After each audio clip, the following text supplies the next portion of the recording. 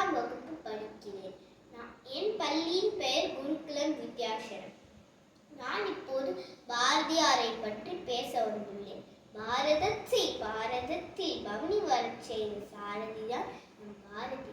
தேசியமும் தெய்வீகமும் நிறைந்த அருந்தமிழ் கவிதைதனை வழங்கிய நம் மகாகவி சுப்பிரமணியன் பாரதியார் நம் தமிழ் அன்னை சூடிக்கொண்ட மணிமகுடம்.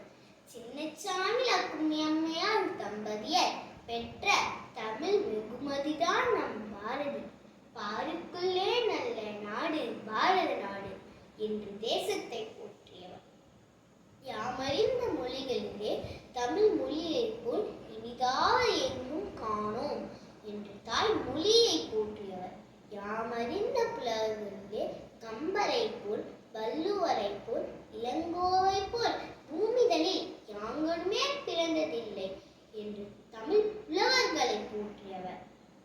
என்று தனியும் இந்த சுதந்திர தாகம் என்று ஏங்கியவர். சொல்லொன்னா துன்பங்களை துயரங்களை விடுதலை போராட்ட களம் கண்டு அனுபவித்தவர்.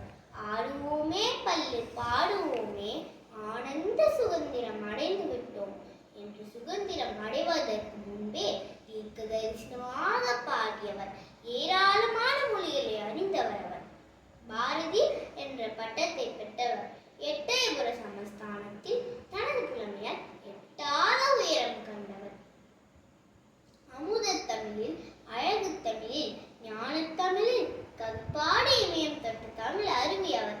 தமிழாய் பண்பாடாய் நாகரீகமாய் திகழ்ந்து சமுதாய சீர்திருத்தவாதியாய் சுதந்திர போராட்ட அடக்குமுறைகளில் எதிர்கொண்ட வீரனாய் விளங்கியவர் அவர்.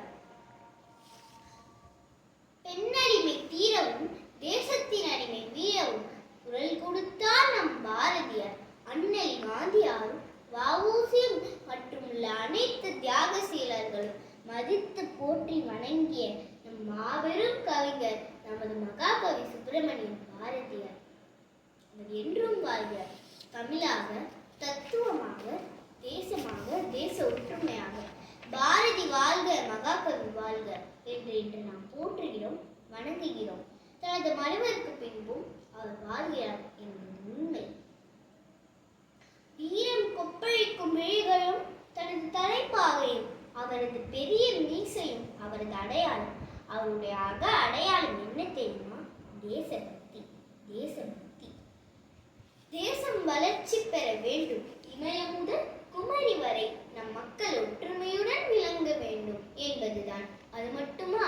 பிறப்பினால் உயர்வு தாழ்வு எண்ணாத நிலை வேண்டும். சாதி சமய பேதமற்ற சத்தான சமுதாயம் உருவாகிட வித்தாக விளங்கியவர் நமது மகாகவி சுப்பிரமணியன் பாரதியார். மக்கள் எல்லோரும் கல்வி, அறிவு, ஞானம் பெற்று உலகிலேயே தலை சிறந்து விளங்க வேண்டும் என்று விரும்பினார். பாரதியின் புகழை மட்டும் போற்றுவதல்ல நாம் அவருக்கு செய்கிற உண்மையான மரியாதை. நாம் அவர் விரும்பிய நற்குணங்களோடு நாம் விளங்க வேண்டும். அதுதான் நாம் அவருக்கு செய்கிற உண்மையான மரியாதை. பாரதியின் பாத சுவடுகளை பின்பற்றுவோம். நன்றி, வணக்கம்.